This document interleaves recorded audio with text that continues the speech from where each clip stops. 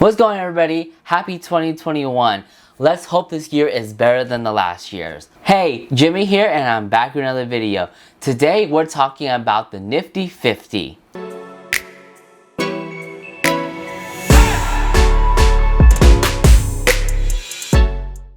Now this is the question that everybody asks.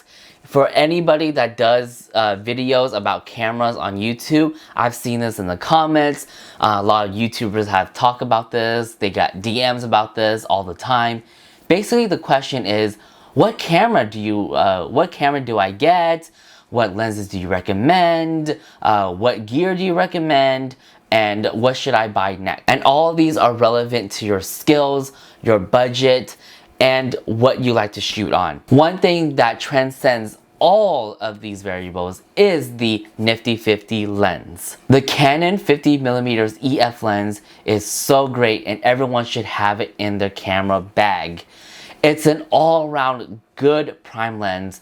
The low light capabilities on this lens is so amazing, and it's all around a good versatile camera. Now with the new R series mirrorless camera line, in order for you to use the EF50 Nifty lens, you will have to attach it to the adapter and then attach the adapter directly onto the body.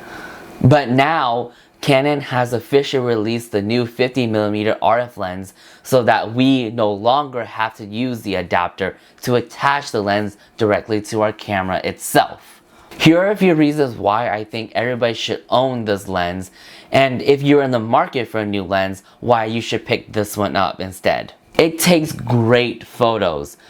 Out of the gate, because of the fast aperture, it's a 1.8 aperture. So for those that love pictures with the separated background, where it's nice and blurry, and the beautiful bokeh, having that separation really makes the photo look professional.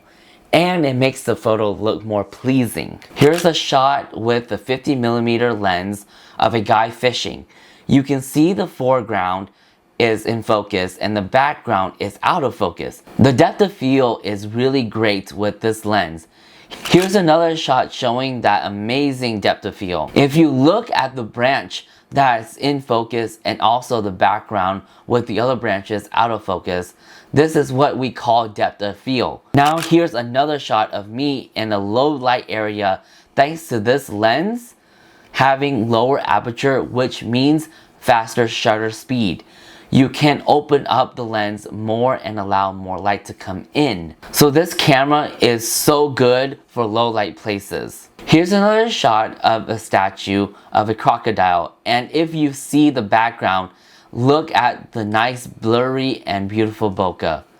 Now this does not have image stabilization, but if you are putting on the new R5 or R6 cameras, then it has a 5-axis body image stabilization. Another great addition that Canon added to this lens is the ability to use the control ring function on here. Now the control ring function allows you to customize it in the camera settings, so where you could set your ISO, your shutter speed, and your aperture. For me, I set it to where it changes my ISO. So if you guys can see right here, there's a little switch. So it says control and also focus. I'm on the control right now because I use it for my ISO change.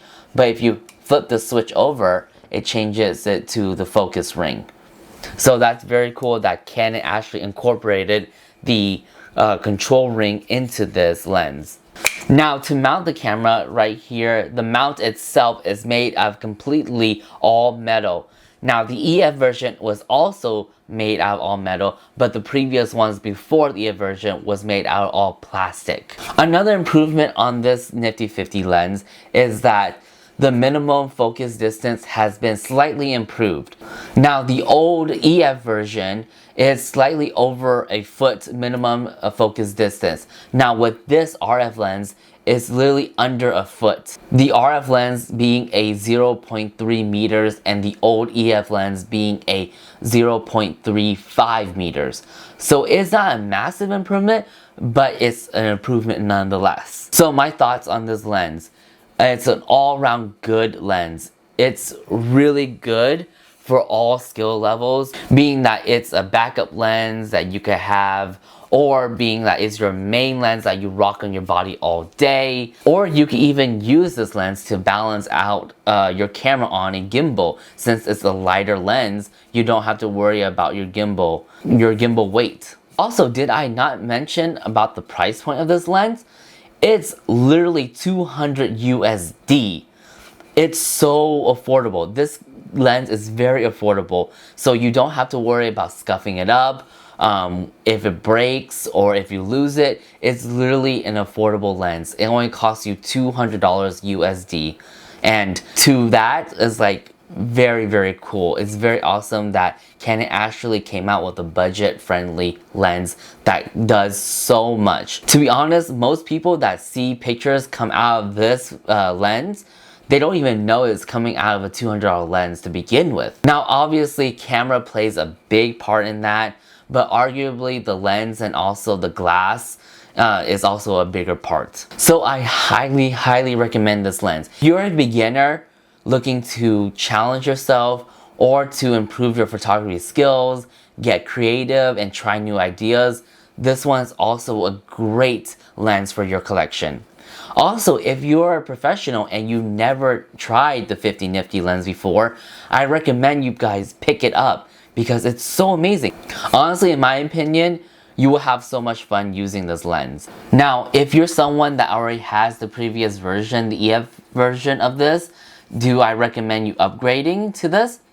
Probably not. If you're okay, if you are alright using the adapter for it, like just go ahead and use it that way. But if you want to reduce the space that's in your camera bag, I do highly recommend you pick up the RF version, because that's the reason why I picked up mine.